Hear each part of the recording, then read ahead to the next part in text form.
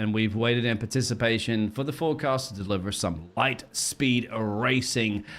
GT3 action, live, free, and presented on the JP Broadcasting Network here at the Hungarian Grand Prix. The first time this season these drivers will be racing around the Hungaroring circuit, and it should be an absolute cracker.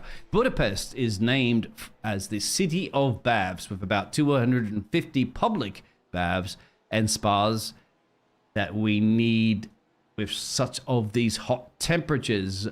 One man has definitely found his way to plug up any leaks in his front row on the championship. In the lead is Mr. Elliot Borg.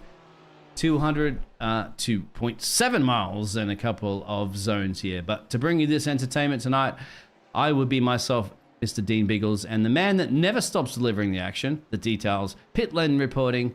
He casts with lightning thrills and super skills. It's the mighty Mr. Michael David. How are you doing this evening? I'm doing great, Dean. How you doing, bud?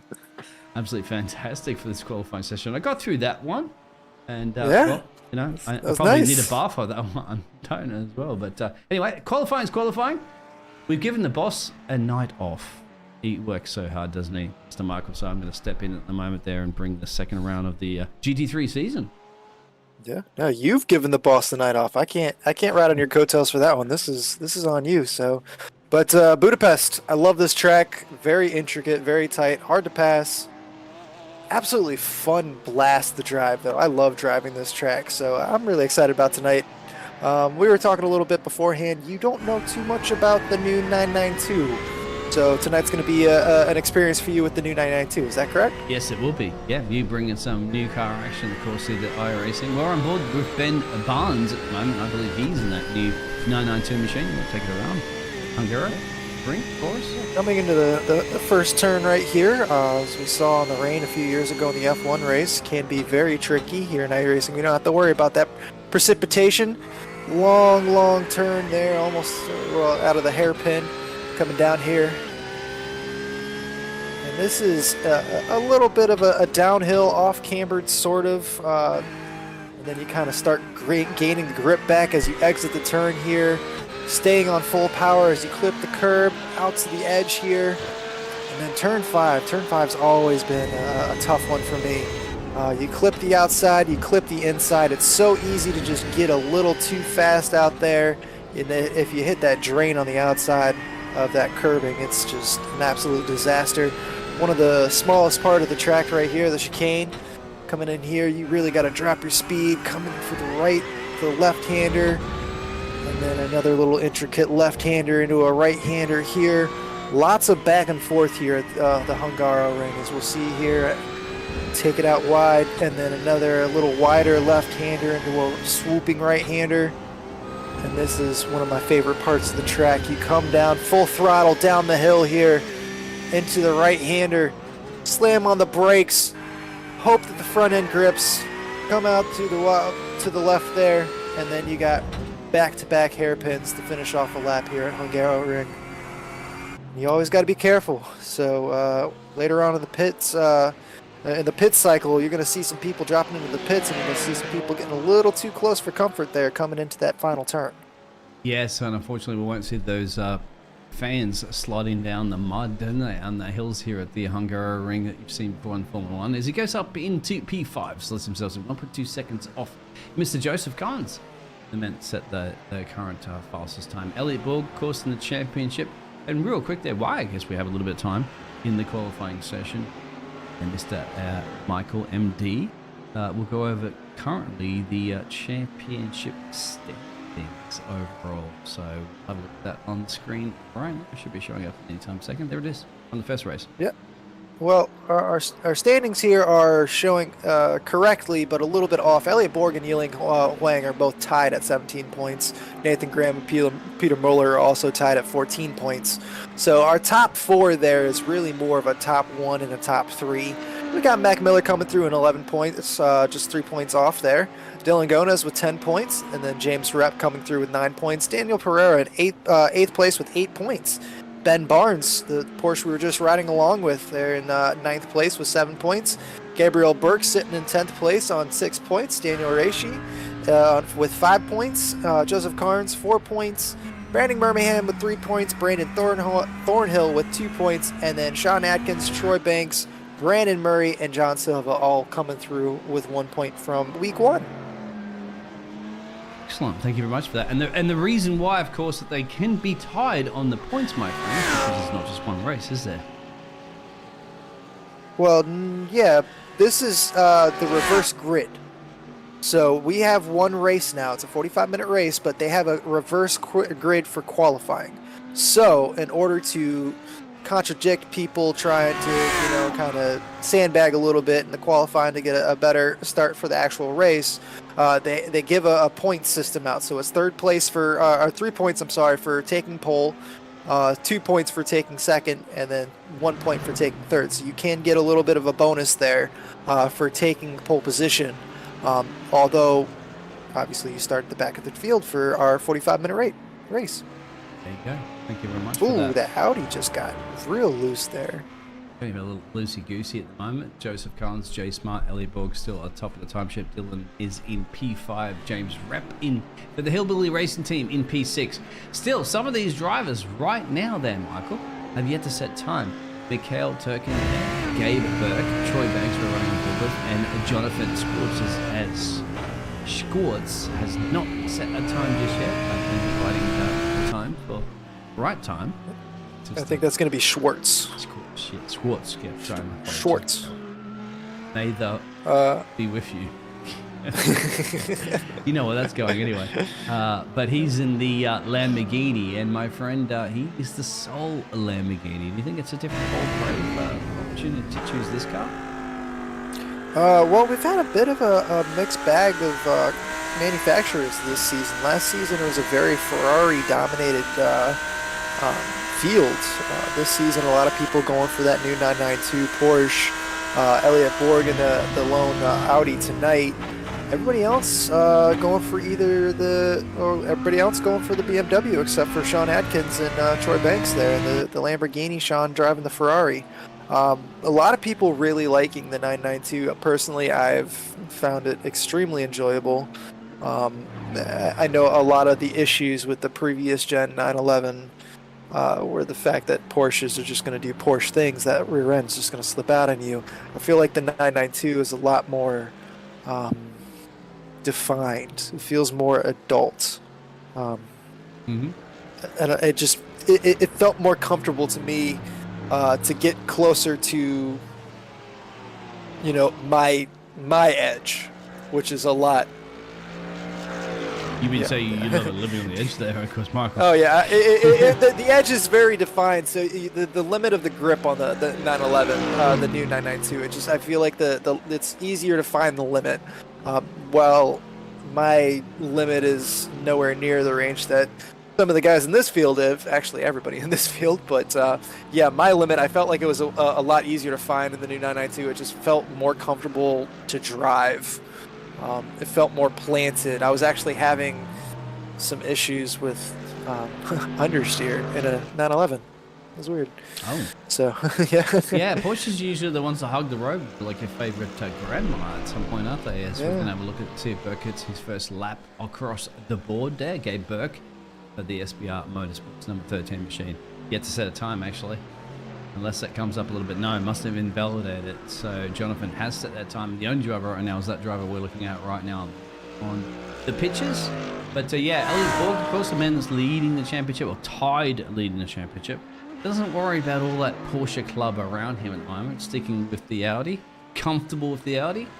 I guess not taking too many risks adjusting to that new car. Of course, that fantastic wild Graphix livery that he has on that car. You'll see it on the top of there. Of course, one of our sponsors, so make sure you definitely check them out in the description.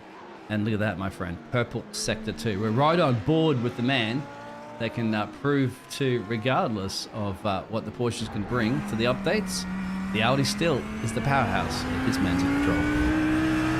Yeah, of course, Elliot Borg just absolutely dominated the GT3 class last season, and he was 1 point away from winning the F1 series too, so that's pretty impressive for Elliot Borg there. But He's going to go green, purple, green, but that's just not quite enough. Joseph Carnes up there with a 145.588, still on top, provisional pole with 3.5 minutes left to go in this qualifying session. 2/10 as well. So Yeah, you would think it's basically a lot, 3/10. but you can see the 3/10 exactly. You can see how much of a spread there is currently at the moment. These boys and girls and ladies and gentlemen around this track. So you got a 3-second gap, essentially, almost down to P13. One thing we both agreed with at the start of the show, I know you and James disagree with a lot of stuff, of course, in the past. That's what makes exciting broadcasting, doesn't it? We're talking about blue flags and all sorts of crazy stuff that goes on. Michael, you and me, but will agree that overtaking in Hungaroring is difficult. So qualifying has to be crucial, doesn't it? Well, generally it would be, yes, but you got to remember we're going to have a flipped grid, so kind of just throws caution to the wind, really. I think with a 45-minute race, people don't have to rush. They can kind of pick and choose. You can make a pass into turn 1, 2, 3. Oh, you've seen it. Jay Smart pushed a little bit too much in the 44 machine, mate. Setting purple sector 1. And that is going to invalidate his lap. He's just push off the side there kindly and allow the other drivers in their hot lap to go through there. Sort of cut you off. 2 minutes of change on that one. So that may have been Jay Smart's. He's got time for another one, but over to you back again, Michael. Yeah, that kind of ruined Sean Atkins' lap there. Obviously, Jay Smart didn't mean to. It wasn't intentional by any means. But that mistake there really set him back. He had a purple sector, like you said there in the first section. So it would have been very interesting to see what he could have done. Right now, he is sitting in 3rd place.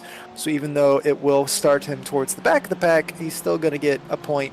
If we were to finish in this qualifying scenario, he would still be getting a point as he is able to attack that final corner. That's a great thing about this track too, is if you're qualifying, you're in practice, you make a mistake, you can attack that final corner and just rewrite the script. It's not like some other tracks where, that final turn leads to a main pit straight that you're just able to kind of readjust before that last hairpin, unless of course you botch the last hairpin. That's totally different. If you do botch the last hairpin, you wouldn't be the only driver in history to do it. Like I believe Sebastian Vettel and a few of the other Formula 1 drivers have actually botched the last hairpin. And they're supposed to be the big boys in town, driving the fastest cars in the #1 league in the planet. So, or avoiding the wall, botching at the last corners would be crucial. There's a couple of killer chicanes going to say, the other chicanes, aren't they? Like you can get, but you can see right now currently on the screen, Joe Smart navigating through there. We are down to the dying stages left of our qualifying session. Conway Critter out there says he's number 2. Will always be number 2 to me, Conway. I'm first. I appreciate you tuning in at the moment here for our 2nd race of the season. We're looking forward to some of those tracks there. You, yourself, and James will be broadcasting over the remainder of our Lightspeed Racing GT3 series. Of course, you have the F1 as well. Yeah, no, F1 is on Wednesday nights. GT3 has moved from Sunday nights, obviously, to Monday nights. We're here right now, aren't we? But no, yeah, it's definitely going to be a very exciting schedule. The GT3s, next week we go to Road America, and then after that, Zandvoort. Zandy's another track that's really hard to overtake at, but we come to the end of the qualifying session here, and we see our results. So we're going to go ahead and take a moment for the grid flip to happen. But yeah, interesting qualifying there, and it looked like Joseph Carnes is going to be the man taking the pole position. Yeah, hopefully those results will show up for us to actually go through that currently at the moment, which they should be in a second. You know how it all pans out here. I have tried to organize all that one. Should be good. James is usually the one that takes care of that one to give the man a night off so he doesn't need to worry. He does so much here, but we'll see about getting those to show up there on the screen. Going to be getting ready for the warm-up racing. Not sure any much for the qualifying results at the moment. Just working out too much for me. I don't have the James's magic touch, perhaps. Well, while we work on those qualifying results. Let's go ahead and take a look at the F1 calendar. They are at Circuit Villeneuve this weekend. So that's going to be interesting. F1? Yeah. Yeah, the So LSRL it's not the same F1. calendar as the GT3s then? No. They started off the Red Bull Ring. Last week was Silverstone, then Gilles Villeneuve. I always feel weird saying that as American, just trying to pronounce his name correctly as an American is tough. Maybe that's why so many Americans don't get into Formula One. Is just we sound like idiots when we try to pronounce people's names. Oh. No. Not at all, my friend. Not at all. That's not the reason why the grid's not there. I guess because they're just reloading into a session at the moment. They're getting ready for a little bit of a warm-up racing session. There is a short warm-up, I believe, but I think this is more to do with the grid flip. Yeah, the grid flip may be very much the reason why I'm getting flipped around at the moment for those results to show up on the screen. That was exactly what it would be. Now I get it there, Michael. Yeah. Well. Yeah, you're flipping me around, my friend, trying to get that sorted out. Well, now we can get to the situation of working out. There it is. See? Yeah, they flipped me, but here you go. All right, let's see if we can start from the bottom there, actually. See if you can go down a little bit further. Or is that, yeah, there we go. We're going to go in reverse order here just because that's how qualifying was. Joseph Carnes took pole, Elliot Borg taking second place, Jay Smart taking third place. Obviously, that's going to be 3 points for Joseph, 2 points for Elliot, and 1 point for Jay Smart. They are starting at the very back of the grid. Peter Moeller coming through in 11th place. Dylan Gonis is going to start 10th. James Rep will start 9th. Mikkel Turkin in 8th. Ben Barnes will start 7th. Daniel Reishi in 6th place, Sean Atkins in 5th place, Brandon Thornhill in 4th place, Troy Banks is going to start 3rd, 2nd place is going to be Jonathan Schwartz, and your pole sitter, the opposite of pole sitter, Gabe Burke is going to start at the front of the field and lead us away once that Porsche pace car leads itself into the pit lanes. Fantastic work there. Love working with the magic mic. I'm going to call you from now on, the microphone there, Michael David. And you can see currently at the moment they're not going to be anywhere near the start-finishing line until that pace car peels into pit road, and then they're going to be absolutely pedal to the metal. The loud pedal will be as loud as you possibly can. We'll see how this reverse grid is going to pan out at the moment, isn't it? Because you can see Mr. Banks and everybody else has a lot of work to do. They have 43 minutes to get it done there. Predictions out there in the chat.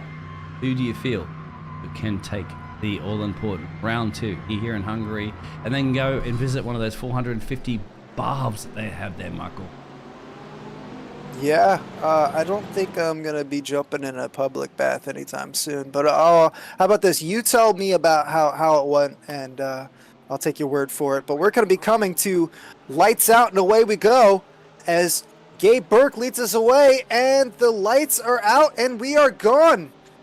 Burke getting a great start there with Sean Atkins putting Jonathan Schwartz under a lot of pressure. But he goes a little deep there, and that is the Porsche Ben Barnes coming to the inside there. So we're going to go 2 wide out of turn 2, coming down into turn 3 here. And it looks like Sean Atkins is able to keep Ben Barnes just behind him, but that's going to put... Oh, and there's going to become contact there. Oh, yeah, exactly, because the midfield have got a lot of cars there behind, and there it is, a little bit of a kiss. And not the kisses you want at the moment. We'll get a replay of that one a little bit later on. Mouse that pan the grid, all you can see there. To your timing table, a couple of the drivers now dropping a lot of places, but luckily on this side, you know that for a fact there, Michael, they have time to get something about done.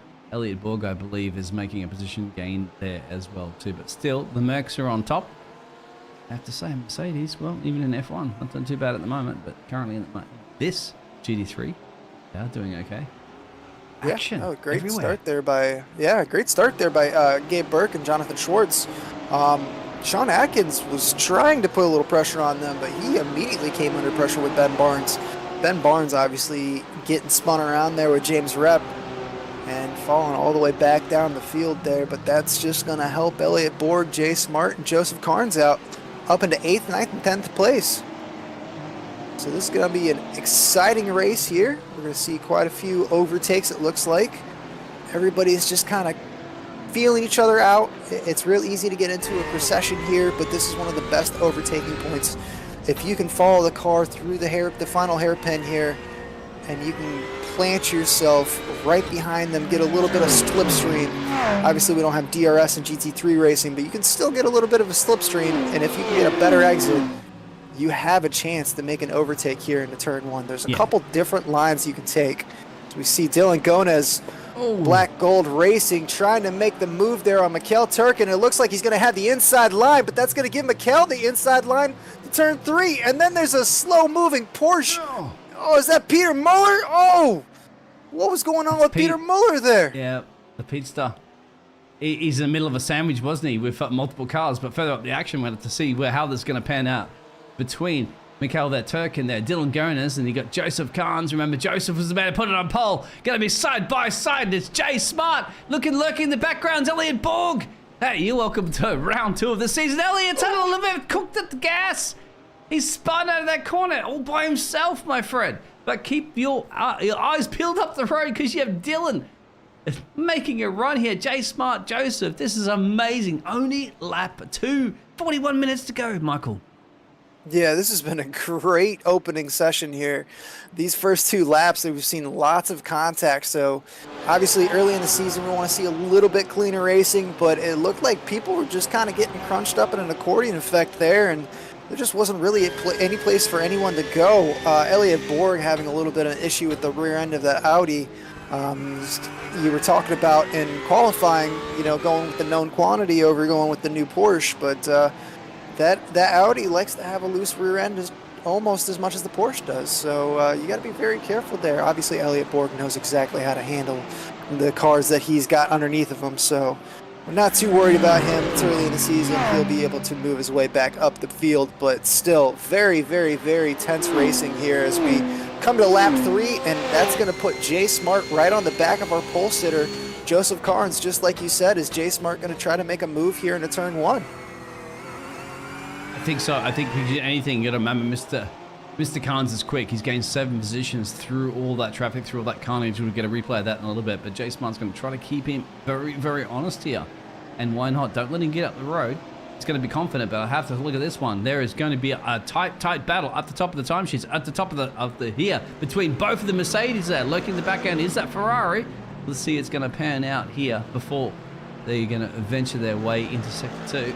Still the same. And it looks like going back further on that one, Joseph Carnes has managed to get past Mikhail. But I still want to keep this peeled just in case anything goes a little, action-packed. Look at that, mate. 3.6 seconds down the road there before you go to P4.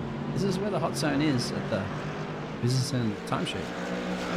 Yeah, we're getting a little bit of a field spread in different parts, but we've got quite a few drivers that are really just chasing each other down. I want to take a moment here while we have a second. Shout out to Daniel Pereira, who is 3rd. He says, go Reish. He's away today, coming back next week. So Daniel, I hope that wherever you are right now, you are awful safe. And he's also saying go Dylan. So Dylan Gonez. And yeah, Daniel Reish. Definitely, you gotta pick your driver there, Daniel. I'm a little confused. I mean... Come on, Dan, man. Let's see how it goes. Atkins, the Ferrari, fastest man on the track, and that last lap should be replaced by Carnes, and we all know how he's battling it out there. So Jay Smart took a little bit of a moment to have that one. Atkins currently at the moment trying to put a bit of pressure there on Jonathan. Can't quite get it done. Maybe the Merc team are working together or not, even though they're different in their championship standings. Well, championships, but of course they're different teams. Jay Smart back here at the moment on the back there of Mikhail Turkin there for the Mammoth Racing team. So action everywhere. I was going to try to go back in a second, James. Not James. Michael. Gave James the night off. But to capture some of the action from the start of the race. But I don't think we have a chance just yet. But don't you worry. We got 38. Oh, Jay! Jay! That was nasty. He caused that live. That was not a replay. What happened there, Michael? Just rear end got a little too loose coming over turn 5 there. That is a tough little area to do, but usually, or I'm sorry, turn 4 there, coming up over the hill, it's a tough left-hander. You lose a lot of grip. You have to back off quite a bit. you kind of come to the top of the hill there, and you got that left. It's a tough turn, especially in the 911, which even though I feel like the 992 is a lot better, it's still a Porsche. It's still going to be very loose in the rear end. Very easy to lose that rear traction there, and that's a Mercedes that's going into the wall there that we just missed. Oh, Gabe Burke. Gabe. It Now, looks what like he was happened, able Gabe? to collect it. I think he just... Yeah, he's gone, Able to gone feed way some too of the deep. He's beans. under pressure at the moment, isn't he? From Joseph, our alt sitter. He's And that's now Brandon Thornhill. Joseph Carnes is going to be right on his tail, though. Oh. Two green and black cars. They look very similar there. Going deep and hard on the brakes there. Last late breakers. Job done, I'd have to say, as long as the rear end doesn't slip out of the corner. Yes, it is under the power. There's Joseph up another position. 9 gained currently at the moment. Just Now, like I that. got to say, Joseph Carnes, JBJ Racing, and Gabe Burke and SBR Racing, both running the same livery, it looks like, but they're not teammates? Is my STK not treating me right there? That looks like they are definitely both teammates there. It totally looks like that. Maybe Daniel will know that one out there in the chat. Confirm that one. James would, but we're letting him sleep. At this Oh, point. well, there So- Daniel Pereira was Rachy after the crash. Now it's Dylan. Okay, fair enough. Here it is. Well, speaking of Dylan, he's the man. Has he taken that place? It looks like he has. So he's got it on Sean after that incident you saw before. So we're down to only one Mercedes leading this race. Now we've got a BMW in the mix. Now we've got a Ferrari in the mix. And where's the talk of all your Porsches, my friend? Currently here. Joseph Carnes sitting right there in 5th place, and it looks like he's not going too far away. He's less than 2/10 down in the back of Brandon Thornhill. This is going to be a tough place for him to try to overtake, and he's going to have to back out of that, but he knew better. Definitely showing his nose, definitely letting Brandon Thornhill know he is ready to go, and I think he's going to have an opportunity here in turn 1. Well, this is the overtaking positions that you mentioned, the overtaking opportunities. Not many of them here in Hungary, but get a good exit out of here. This feels like a corner just goes and goes and goes and goes forever, isn't it? You want to get on the power, but you don't want to go too much out into the dirty stuff out there because you're going to compromise your straight line exit speed. Right now, as you mentioned, the one of the slowest corners in this track, and now can be bold and brave on the brakes. I don't think he's going to be trying that one this time around there, Michael. Yeah, he's a little too far back there, and Brandon Thornhill definitely shut the door for a late lunge. He's going to have an opportunity, though, coming into turn 2, or is he's too far back? But Brandon Thornhill is going to leave the door open for him just for a second, but he shuts it right at the end of the corner. Here they come into turn 3, up the hill. And then this is that tricky turn 4 here as we watch him come all the way to the right, come over the crest. Oh. There's that drain right there, so that's definitely going to be an off track there for a couple of these drivers. And just to add a little insult to injury, Sean Atkins goes deep into turn 5 as well. Oh, that's contact between Mikel. Oh, and no, Mikel. No, Mikel and no. Gabe Burke. Yes. No, Mikel, no. Oh, got into the inside of there, Gabe Burke there, and Well, well, I tell you what there, Mikey. Look at this, Joseph on a rampage. They're eager and they gain at the moment. So Dylan's over looking for an overtake at the moment for the lead of this race. Can he get it done? I was just about to, they cut me off. They cut me off there, Michael, because there's a tap. He's going to have to slow down. He's going to be a big slowdown. He said, my bad. But look at that. He's going to have to allow the other 2 drivers to go through. And that's compromising all that pace now down. And I have to say, it's sportsmanship, Michael, for sure. But, you know, by doing that, now both of them are running in the midfield. yeah, but Shorts has definitely shown quite a bit of pace tonight. Looks like he's going to be under a lot of pressure here by Peter Muller. But he's shown a lot of pace here tonight. So I would not be surprised to see him try to move his way back up the field a little bit. Sean Atkins hasn't exactly been on his 100% game yet tonight. We've seen him make a couple little mistakes here and there. I don't think it's too much of a question for that Mercedes to fight its way back up a little bit. I'm loving your attitude, mate, and I'm on the same. I always go, you know, you think at the time, think of what you have left, and focus on that. So if you have the pace, you can deliver. We've seen it before. Max Verstappen has come back through the field, hasn't he? And that's Formula One. And look at that. Brandon's going off. Are we getting a curse at the moment? If you start leading a race, or you're in P1 or P2 currently in the moment for the Lightspeed Racing GT3s, you in trouble somehow. Is it one of those positions? We've seen it before, haven't we, Michael? Where anybody that gets in that position just spins or something happens.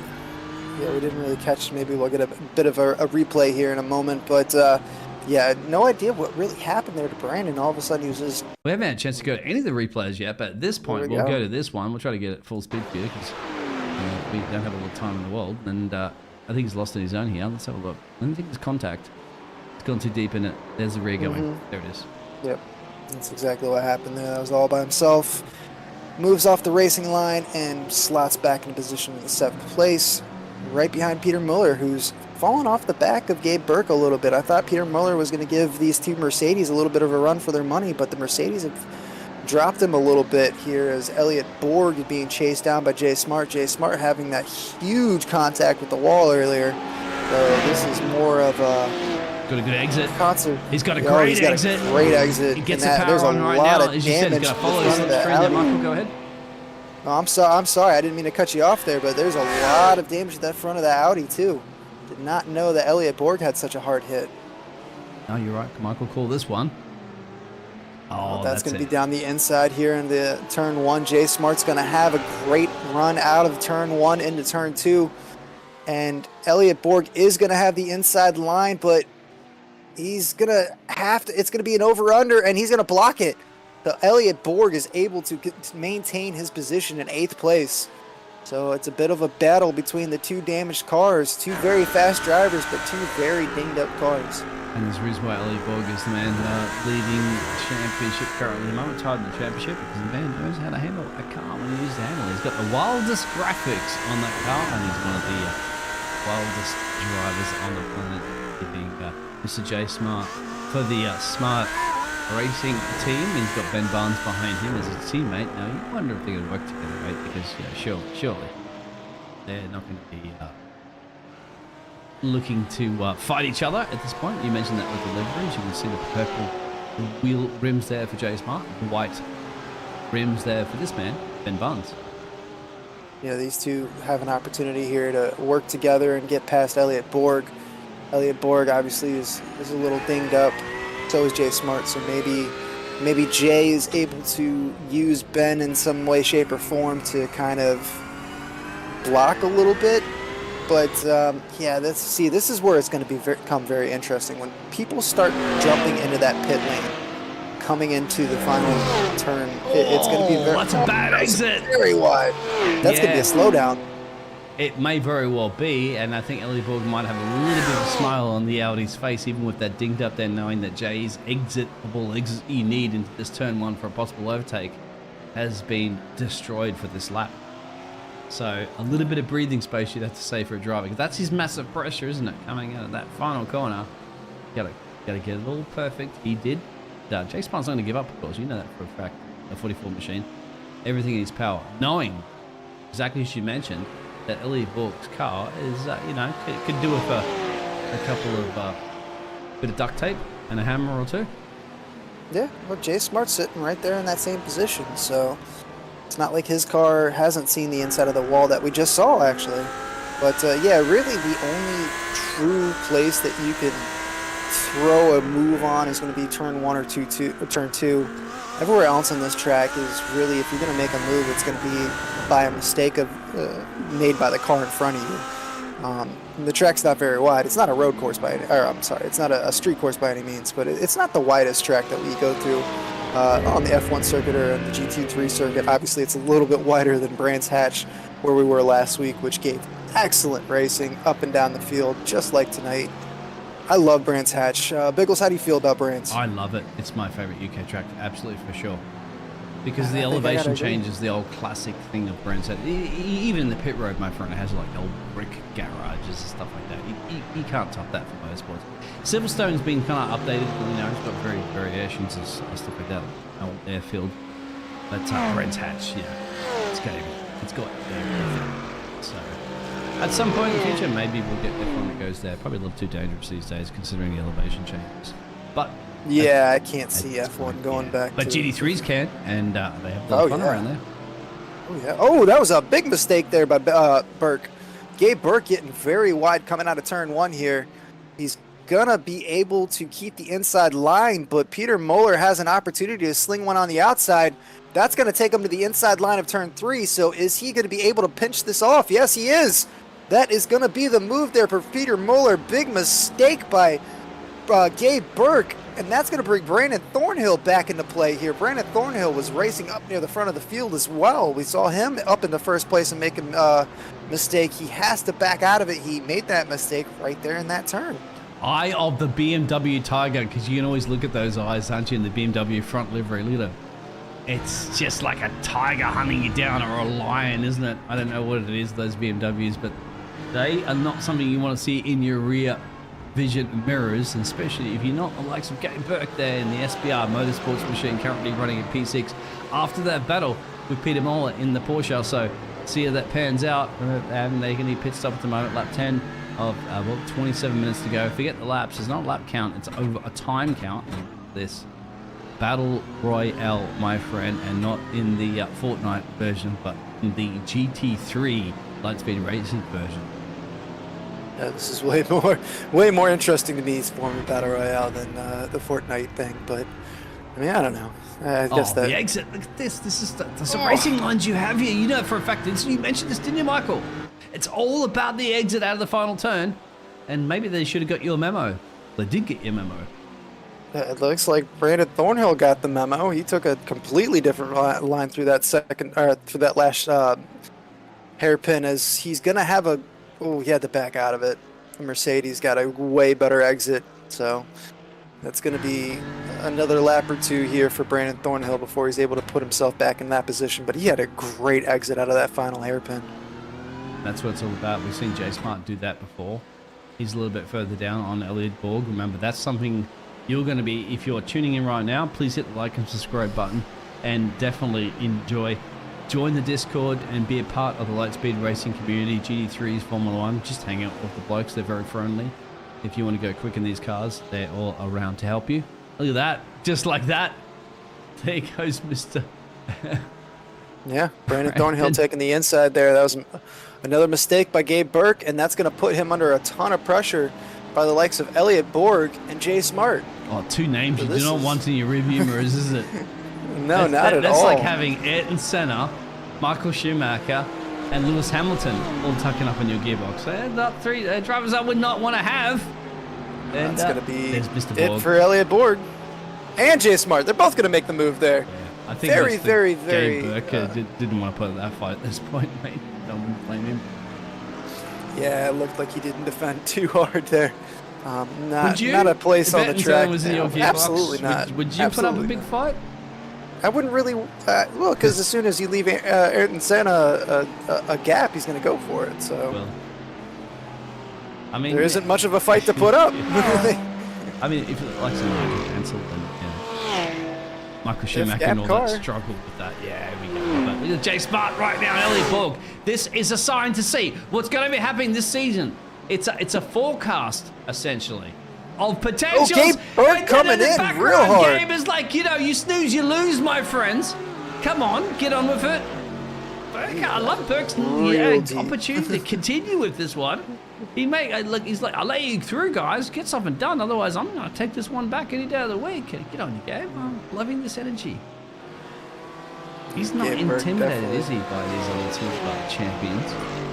No, and we saw last week a couple drivers that started up front after qualifying. Oh, Brandon Thornhill is around again. That is not good for the Black Gold Racing BMW there, the White Gold Racing here, the LSRL GT3. I don't like to show these old replays of moments, because trust me, Brandon, you're 100 times better than I am. Look at a snap of an oversteer. At that point, you're high speed. Where do you go? Well, yeah, he keeps it out of the fence, stops it. It was a great job to keep it out of the fence there. Yeah, actually not too bad. Yes, at the moment, knows that there's nobody behind him, thankfully, and can continue the number 10 machine on for the Beamer. But there you go. Yeah, you look at yourself and say, mate, no, it happened, but I'd be proud of that save. Absolutely, sure. Because if it was me, Michael, I would have been in the medical center for a checkup after that. That was a great save there by Brandon Thornhill. Coming up turn 4 there, you come up over the hill and you just have no grip.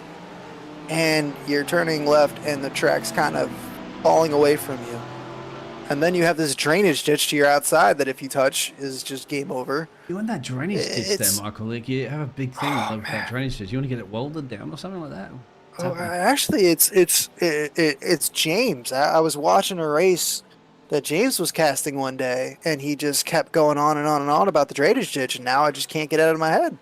Every time I drive this track. He probably dropped a Big Mac in there or something like that. He probably did. He probably did. Oh, yeah, I believe it happened in Formula 1 ages ago, but then again, Formula 1's had drainage ditches problem before in like Baku and stuff like that. But these GT3 Bs should be able to handle that a little bit better, right? The suspension, almost like a road car, but just overly horse-powered. Well, kilowatt powered. I don't usually like using the word horsepower anymore because we don't measure cars in horses or powered by horses. They're powered by the Lightspeed Racing team members here, and I tell you what, they're powering some fantastic racing here, Mr. Michael, with 22 minutes to go. Yeah, I'm pretty sure horsepower. Yeah, I'm looking it up right now. I heard this one time when I was younger. Horsepower. Where is it? Isn't it how many horses power can move a certain? Yeah, well, it's supposed to weight? be like something like that, but horses actually have 24 horsepower. So one horse is actually 24 horsepower. Oh, wow, they're getting confusing. I mean, I was always surprised they're going to be continuing. Atkins in the pit road, John Atkins from P3. But yeah, they, absolutely they useless would go, piece of knowledge there. a rocket launching, the Apollo mission to space is like X amount of horsepower. I'm like, that's great. Yeah, pretty sure this is going to fly. But here we go. Forget about the horses in space. We're seeing our first and our mandatory pit road requirements right now, my friend. So explain that one there for everybody that's new to the league this season, Michael. Yeah, there is a mandatory pit stop for each session. So obviously these drivers have to come in at some point, top off a little bit of fuel. They have the option to take tires or not. With the newer tire model, obviously tire wear is a lot more hectic than it used to be, but it's kind of up to them whether they take tires or not. Definitely have to take a little bit of gas though. They are not fueled to go to the end. Unlike F1, where we saw in week 1 a couple cars not make it to the end because they didn't fuel themselves enough. So that was a bit of a kerfuffle there. Really? In the F1? Yeah, and they realised there's no refueling. Of course, in Formula 1, they got rid of that years ago for safety reasons, and I can't blame them.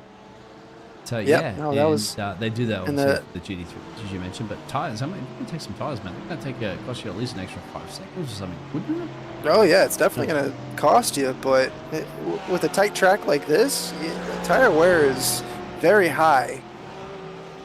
It really depends on how well you're able to kind of protect your tires. As we see, who's that going off there? Was that Jonathan Schwartz that went off there? It was Jonathan, my friend. You're absolutely right. I just want to see if Barnesy can line up for an overtake out of these final couple of corners. If not, we'll go back and have a look at that replay in a second. Just see if Ben Barnes can make it stick here through this. I love this section, of course. If you haven't driven it. He's not going to have the opportunity. Anyway. Yeah. All right, let's have a look at what happened to Jonathan. Right on cue. Nothing gets past Mr. Sharp. Michael David. He caught that, and I didn't even see that in the corner of my eye, but Michael saw eagle-eyed, and there it is. Oh, that's that snap. Oof. That's going to be quite a bit of damage there, too. Oh, man. But this is actually going to be a great opportunity for Jay Smart. He's freed up into some air. He's been behind Elliott Borg and traffic all race long. No, he's in the pits now. Who was it that was freed up? Oh, it was Ben Barnes. I'm sorry. Ben Barnes got freed up there. Yeah. There's the Ben My apologies for getting the two Porsches mixed up there. Completely about the man that's leading this race. Of course, the man was on pole. But if Joseph you look Carnes. if you do look at your track information there to the left-hand side of your timing table, you'll see that the people with the 0 stops will have to stop. So, although it is nice to see if we can get the the places that everybody has gained or lost. Can you pull that up for us? Because it's going to be really nice to see Joseph Carnes up there. Joseph Carnes at the front of the field started from the back of the field because he was the pole sitter, up 13 places. Dylan Gonas up 8 places. Peter Muller up 8 places. Ben Barnes up 3 places.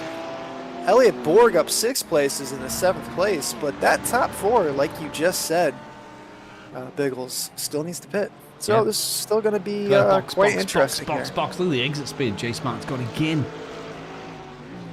Out of that, not even that corner. He's going to gamble it through the S's. That's bold and brave there, Jay. But there you go. He kind of forced the move there.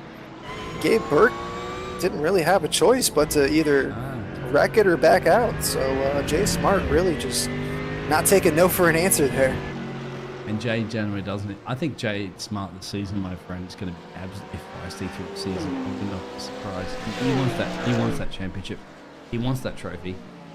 He knows he has to do his best. He knows at the end of the season, you don't want to be losing by a few points because of round 1, round 2, and so forth. You've got to bring it to Elliot Borg. Elliot Borg, of course, is up the road there in P7. Currently, at the moment, Elliot Borg has made his pit stop, so his battle is with Elliot. I'm thinking of such of which Elliot's now in P5. 6, my apologies. So, yeah, that's what Jay Smart's thinking about right now. Jay Smart is not thinking about Mikhail that's up the road here, or Sean Atkins. He wants a bit of Elliot Borg for breakfast, evening snack here in Hungary.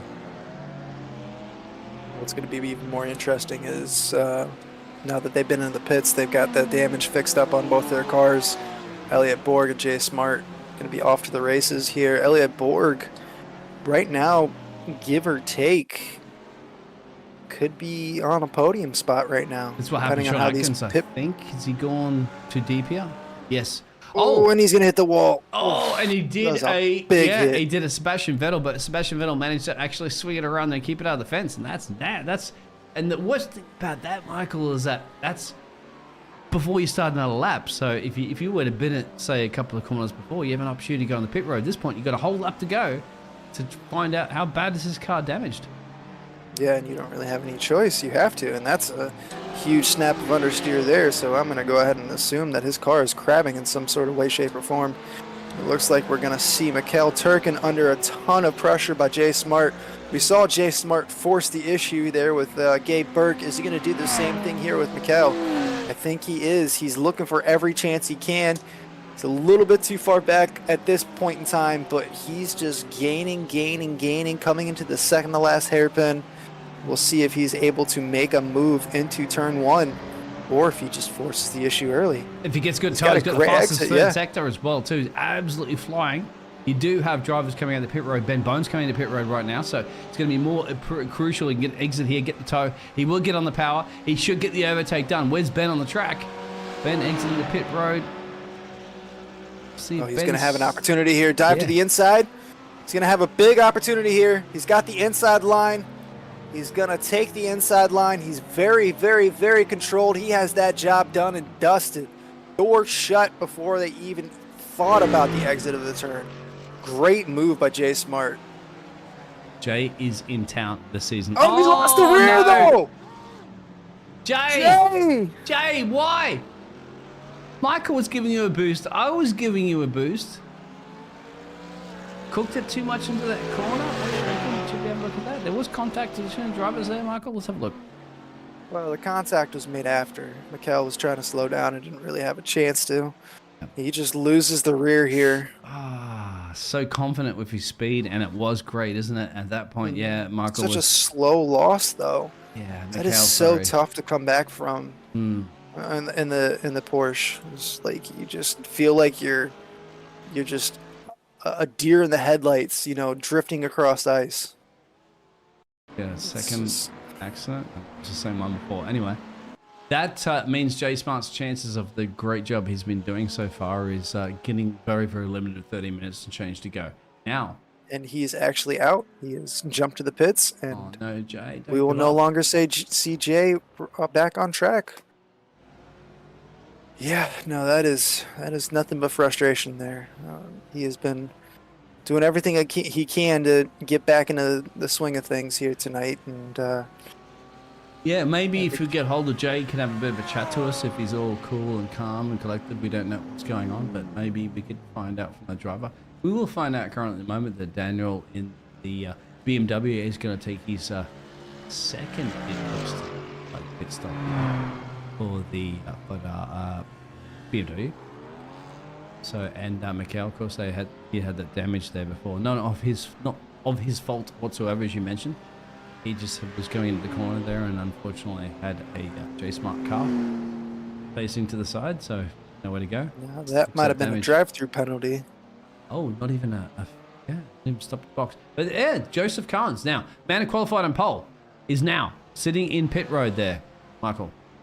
Let's go ahead and take a look at his pit stop. He's going to be followed into the pits.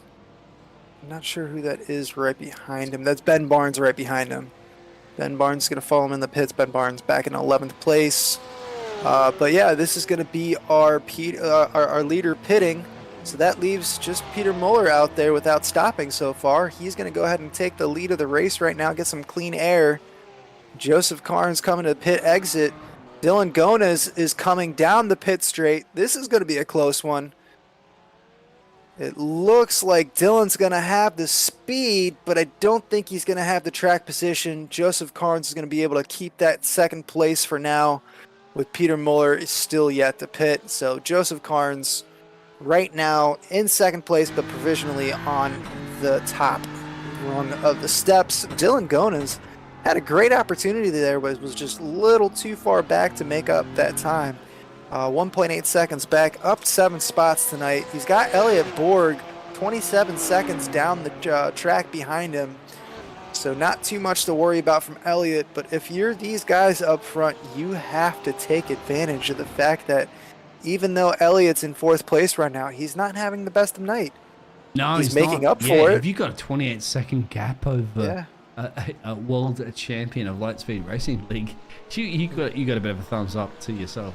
You have to take advantage of this tonight. So there's not if many you're one of these guys, you get it through the season, is there? That Elliot Borg is going to be behind you by that much time, even behind you in the first place. No, it's definitely going to be very crucial for Peter Muller. Peter Muller right now tied for 3rd place on 14 points. So this is going to be huge for him, especially with Yiling Huang not coming to the race tonight. So this is definitely going to be very interesting. And the final pit stop, of course, for the man that hasn't stopped yet, Peter. At this point, I have to say, Peter's done a little bit of trouble, isn't he? Where do you think Peter's going to drop out? He's not going to resume the lead of this race. Because look at your track map at the moment. The number 2 and number 3 will be Mr. Carnes, and Dylan Gonez will be going all the way through. Now, where's P4? Way down the road. So I'd have to say Mr. Peter Muller should come out comfortably in P3.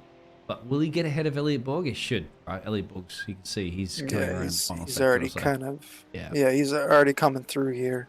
So he's definitely going to have a good 15-second gap at least.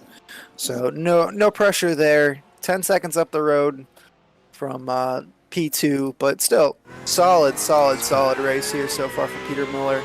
And to be up on the podium, that's a great thing this early in the season, especially the fact that he's sitting in 3rd place right now in the championship. There's another guy right here, Dylan Gonez, back in 6th place after one race, sitting on 10 points. This 2nd place would be a huge finish for him, and he's got Joseph Carnes in his sights. It's not like he's letting him go. No. You mentioned this, and I know Dylan, obviously from the Lightspeed Racing League of the F1. This Canadian driver, my friend, is looking to the future of winning championships and stuff like that. And when he's won races before, and he has the taste of the trophy blood, you'd ever say, isn't it? The top step of the podium, he has the taste for it. He wants more. And why not? Smelling victories, he's tasting victories. And at the moment, one man is ahead of him. He knows he's got 9 minutes and change to do anything about it. It's 2 seconds to change down the road. So he's going, all right, well, you know, Mr. Joseph Carnes, he might be 13 positions gain at the moment there from the pole position to take this race. But I have been around the old block a few times here, and I've certainly done a few laps around Hungaroring. See what Dylan can do, Mr. Michael. Can you do it? I definitely think he's got an opportunity here, but he's lost quite a bit that last lap there. He had the gap down to 1.6 seconds. Now he's lost about 6/7 of that, 2.4 seconds back now from Joseph Carnes. So maybe Joseph Carnes just kind of felt a little bit of the pressure with just over 8 minutes left in this race. I think Joseph said, you know what, it's time to kind of feel this out a little bit and just really use the last bit of rubber that I got here in this on these Pirellis. Yeah, I'm assuming they're Pirellis. I know that's what the Porsche Cup the Porsche Cup cars use. So. Go up Pirellis. Yeah. Does anybody know? Would these be Pirellis or would these be? Because it could be the Oh, what's the Pirelli on Bridgestone? So is it Bridgestone? Michelin, I think, is IMSA. Yeah, but there are like 3 or 4 major tire manufacturers involved, and then they have all the sub brands. Like for example, Firestone that run in India are all owned by Bridgestone. So yeah, how it all pans out. Let's go back to the start of the race here. So this is what happened really earlier here. So this is James Rep, and I think this is in turn 1 to that point. There was a little bit of contact there that goes around actually between James and that was the Ben Hunt, mate? Ellie Borg? That was James Rep. It was James Rep. That was Ben Barnes here. Yeah, Ben Barnes is in front there. He has to back out a little bit because of the Ferrari in front of him. And because of that... Tree. Can't see anything. Yep.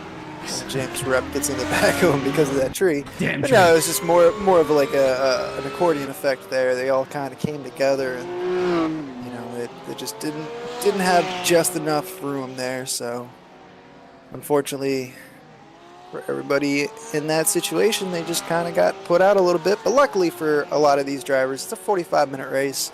They're able to make a mistake here and there and just keep on pushing. Sean Adkins, that Ferrari that we were talking about a moment ago, really putting a lot of pressure here on Gabe Burke as we take a look here, basically from roll cage, it looks like, almost from my view. But it's an on-board prancing whole steering wheel at the moment there for Sean Atkins. You can see they're strapped into his seat overly nice and tight because he's going to be enjoying the roller coaster ride towards the end of this one. Classic Ferrari versus Mercedes, isn't it? A rivalry between two great manufacturers in motorsports. And I'll tell you what, Mr. Gabe Burke wants to hold off. Mr. Sean wants to pounce his way past. This is a battle for P5 and P6. That's legitimate on the position with 5 minutes and change to go. The rest of the field, I have to say that Michael is pretty much ticked the boxes of where they're going to be finishing for now, but we don't know this battle. Yeah, this is the closest battle on track. It's pretty much at this point in the race, the only current battle on track is Joseph Carnes has stretched that lead out another 2 seconds. So we'll go ahead and follow this battle as long as we can, as long as it goes on for. And looks like Daniel Ricci is right behind them too, so he might get involved here if these two make contact coming through the chicane there, but everybody comes out no worse for the wear. That's going to be Sean Adkins taking 5th place. If you're Gabriel Burke, you got to be a little upset about that one. That was definitely a shoulder check there, to say the least. Yeah, elbows out. But if I was this man, of course, Daniel, looking at that battle just up the road there, I'd have a smile on my face there for the Brazilian driver, knowing that if it all goes pole-shaped, look at that. He's actually gaining a lot of time here because of that fight up the road. You know that for a fact, don't you, Michael? When drivers are fighting, they're losing time. Yeah, whenever they fight each other, they're not taking their, normal racing line. They're focusing on a million other things at the moment, and that battle will slow you down because you might be, trying to overtake, but the car in front of you hits a different braking spot than you do, so you have to brake earlier or later. There's just so many little intricate things that go on when you fight another driver that it just brings the car behind you right into play here. So this is going to be very interesting for the last 3.5 minutes of this race. we're going to see who's able to take 5th place. Is it going to be Sean Atkins, Gabe Burke, or Daniel Ricci? Daniel Ricci at the moment, I'd have to say, has gained so much of an advantage. He has an opportunity of so Gabe Burke all of a sudden was thinking about battling it out with Sean, but now at this point he has to look at defending that position. So, you know, an offense turns all of a sudden, my friend, into a defense. Because, all of a sudden you're looking at basically a P5. Now you're going to be looking at holding on perhaps to a P6 at best, if not a P7. Because there it is, the Brazilian, the Black Gold Racing Team. He gone ahead and said, my friend, if Gap Car, he'll take that opportunity any day of the week. And it's really up to Burke to hold it. It's getting close, mate. 2 minutes to change. It's a great viewpoint to really see that, how that effect works. As soon as Sean Atkins stopped defending and was able to just kind of release, he's gained about 2 seconds here up the road, and that's going to put Daniel past Gabe Burke, and there you go, just like you said, defending for 6th place, but he's not going to be able to hold on to it. Is he running out of gas, do you think? He's had to back off a lot. No, I don't see any damage. Burke's pace was there, but look at that. I would say it's more of the tires. He's got no grip, I think. You might be right on that one. He's just abused his tires. Yeah, something's wrong. He's basically had to lift off a lot, isn't it? He was that's so close to battling Sean at that point. It just seems that some sort of issues bringing Brandon Thornhill into the issue. Yeah, actually, has Brandon got enough time now? He might be very much. I'll tell you what. I said this before on the top of the show, didn't I? Mr. Magic Michael, nothing gets past you, my friend. You are the sharpest tool in the shed when it comes to casting motor racing. Lies, lies, lies, but I appreciate it, Biggles. Yeah, this is definitely bringing Brandon Thornhill. He's gained half a second just in that first sector. So I think you're right. I think there is definitely a huge issue going on with Gabe Burke's car. I think it has a lot to do with tire wear, though. I don't think he has any front grip. Well, no, coming through turn 5 there, he looked like he was okay. So on the previous lap, he was struggling real hard. He's got to do his best, isn't he, for the number 13 machine to hold off just for 1 or 2 laps. Look at your race leader on the track map, number 1, Mr. Joseph Kahns. Cool, calm, and collective. Got a nice cap there to Dylan down the road. Is he going to get? He should be able to get to that racing line there and see Barney for 1 more lap. Checking the penultimate lap, of course, which will actually allow this man, Gabe Burke, of course, to try to hold off Mr. Brandon now with whatever time. Look at that! Look at that! Now he's under the clutches, really, isn't he? So he's lost 2 seconds. A lot of time's been lost here. Now, I'm sure at the moment he'd be begging for the checkered flag to come out currently at the moment, but they have 1 more lap to go. So this is it. The final lap, you can see that, I'm not mistaken there, Michael, for sure, isn't it? Because the time has ticked over and we did have Mr. Joseph Kahns across the line. There's Barney waving the white flag there in the background. Mikkel Turkin coming through the final turn to take that white flag as well. But this is going to be the battle for the final lap here. Is Brandon Thornhill going to make his way into 7th place after having multiple spins all on his own? Is this going to be a great recovery drive for Brandon? Or is Gabe Burke going to finally be able to shut the door on one of these cars and say, no thank you, I'm keeping this spot? To go back in that one, because obviously we had to go over to the man of the hour and the man of this race at the moment, Mr. Hungary. We have to call him Mr. Hungary from now on, don't we? Because he's, I think he's done everything he needed to do. Joseph Kahns has won the Lightspeed Racing League GT3 Round 2 race here in Hungary, in Hungaroring. Followed up closely by Dylan Gonas. And then you have Peter in the pusher. Further back in the action, of course, you have Elliot Borg. Well, there's a championship leader, not in the positions he needed to be in there, Michael. But still, seeing the checkered flag. But we have a couple of drivers. But just to see the last minute action here currently at the moment for P7, can anything Brandon can do with Burke's nursing that machine, Gabe Burke's nursing whatever the problem he has, tires or fuel, he's going to do it. He absolutely he can defend, isn't he, in the final couple of quarters there, Michael? Oh, that was definitely tight there. Brandon Thornhill was trying to go to the inside, but right at the last second, Gabe Burke really shut the door there. And then Brandon, he lost the rear. Yeah. Yeah, Brandon had to kind of give everything he can. Gabe Burke, of course, got to thank. Well, he did it, and he eventually got it home there. Just behind there, Daniel, that does manage to slot that machine into P6. And then there's Mikhail Turkin, and James would be the last one across the line. We have that 4 retirements, but no retirement from this man. Done it, and done it in style. So maybe we need to be focusing our telescopes on the number 15 machine in the future here for the Lightspeed Racing. Joseph Carnes is definitely fast in that new 992, that's for sure. It's going to be very exciting to hear him explain that race to us. Yep, get those results up for a second for you, but at the moment we'll get to the racing results, which will come in a second. All right, Joseph Carnes coming through, your pole sitter, starting from the back of the field, all the way up in the first place. Joseph Carnes, great race for SBR Motorsports. Dylan Gonas with White Gold Racing, Black Gold Racing, coming through in second place. Peter Moeller coming through in third place with LMA Motorsport. Elliott Board coming through in fourth place. We were talking about how tonight was not a great night for Elliott Board. Well, if a fourth place is a bad night, then I don't think that a championship is back-to-back is too far off for Elliott Borg there. Sean Atkins coming through in fifth place in the lone Ferrari of the field. Daniel Rishi coming through in sixth place. Gabe Burke holding on at the last lap, last second there from Brandon Thornhill, seventh and eighth place, respectively, for those two.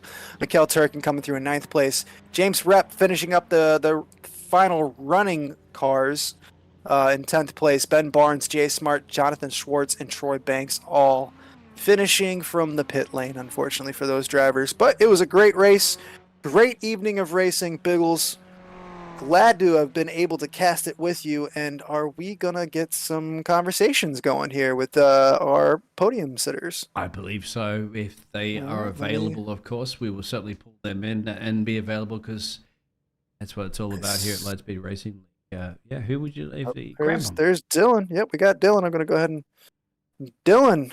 Great race there, bud. Congratulations on your second place. Hey, How'd that Hungaroring treat you tonight?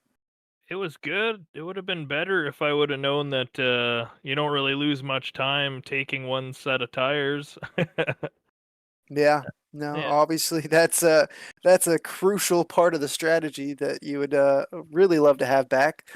Did you find yourself losing that much time at the end of the race for not going with fresh tires? Oh, the whole time I was trying to track down Joseph. First, I thought I might have got a better pit stop than him, just taking fuel. I was hoping he was taking tires. And then when he came out at 1.8 ahead still, I was like, oh, okay, well, he pit for fuel better. And then I was trying to track him down, and once he got 4 seconds behind, I was like, damn near falling off the track, because I never took tires at all. That I was just kind of hanging back, hoping that he got a drive-through penalty or made a mistake or something. But here, he got left set of tires, and yeah, I should have done the same. It would have been more interesting. It was definitely a great race there between the two of you towards the end. Unfortunately for you, obviously, Joseph was able to stretch it out there, but still, phenomenal race. Second place here in the second race of this season. This is definitely going to help your championship points. Did you want to give a shout out to anybody before we let you go here tonight, Dylan? Yeah, for sure. JP Broadcasting, Sim Speed Shop, Grid Finder, Wilder Graphics, and the boys over at Black Gold Racing. They took me under their wing as their first international driver, and they sure making me feel at home. Great news, everybody. Dylan Gonas, second place tonight at the Hungaroring. Dylan, thanks for joining us. We'll talk to you soon, bud. Cheers. All right, we're going to go ahead and bring our race winner in, Joseph Carnes. Joseph Carnes, congratulations on the win tonight, bud. How was the Hungaroring for you tonight? Oh, a lot better than I expected it to be honest with you. Surprised I got through all the carnage at the front beginning. How'd you qualify session treat you? You were putting up some darn quick lap times there at the beginning. Yeah, it was honestly it was a little bit tricky when I got into the session tonight because it was a lot hotter than what I was practicing on, so the times were a bit off. But then I just dialed back the traction control a little bit, and that it came alive at that point. Nice, nice. The battle there towards the end, did you end up taking tires in your pit stop? I took left side tires. Took left side tires, so you were finding more degradation on the left side. So that definitely helped you out because Dylan was saying he didn't take tires and he was kind of regretting that decision. So taking the left side tires really seemed to be the thing that got you through to the end of the race that allowed you to stretch that lead out there towards the end. It definitely helped. It's the first, to be honest with you, it's the first race I've ever done where I changed tires in a sprint race. But I figured you can do the left sides for free, and the temperatures are all good, but I felt, what the hell, I'll do it. And other than I got a little squirrely there a couple times, thought I was going to lose it because they were not quite up to temperature. But once I got the temperature, all of a sudden the car really came alive, and I was putting my best laps in at the second half. Nice, nice. Well, this is definitely going to help your chances at the championship. Coming up, we have Road America. How do you feel about Road America next week? Well, it's my home course. I've actually driven my vet on there a number of times. Very nice. Not Okay, saying I'm any good there, but yeah, it's my home course. So yeah, I'm really looking forward to Road America. all right, so if Joseph Carnes doesn't win next week, then we're going to have to kick him off the course. No, Joseph, I want to thank you for joining us. Is there anybody that you wanted to shout out tonight? Well, I definitely want to give a shout out to you guys for putting on an excellent broadcast, and also to LSRL in general, and to Wilder Graphix for the phenomenal livery I'm running. Well, Joseph, congratulations on your win tonight. Good luck for the rest of the season, and I'm sure we'll be talking to you soon. All right, thank you. Have a good one. Well, Biggles, that was a great race. Love the Hungaroring. We saw plenty of overtaking for a course that doesn't really lend to much overtaking. How do you feel about this evening? That's because this track has not been introduced to the Lightspeed Racing League. That's the reason why in the Lightspeed Racing League, they're going to find gaps in the overtaking opportunities whenever they can, but that gives you an indication of what's going on. What's exciting, of course, is that this season is bringing the likes of Joseph in here, Peter in here, Elliot Borg is finishing P4 at the moment, champions in here. Jay Smart, those mistakes that are creeping in early. Some of these top guns in town. We have new names. We have experienced drivers. They're all collaborating, aren't they, around these fantastic tracks around the world. And they're going to be doing that for early part of the season and multiple races to go. And as you mentioned there, well, maybe these races might come back and haunt some of these drivers for the championship later on there, Michael. But tell you what, there's a preview to come, my friend. Better get your tickets early because they're going to sell out fast. I mean, just think about that. Yiling Huang, Nathan Graham, Mac Miller, 3 of your top 5 drivers didn't even show up tonight. So that's just going to make this league so much more interesting as we go through the season here. Obviously, not everybody can make it every week, but when we have a full grid, it's just going to be even better than it already was. So really excited about this season. Dean, I want to thank you for joining us tonight. Obviously, you gave the big man, the boss man, a night off. Always a pleasure commentating with you, bud. But I want to thank everybody for watching tonight. And Biggles, why don't you go ahead and take us away? You already did, my friend. Good night. Good night.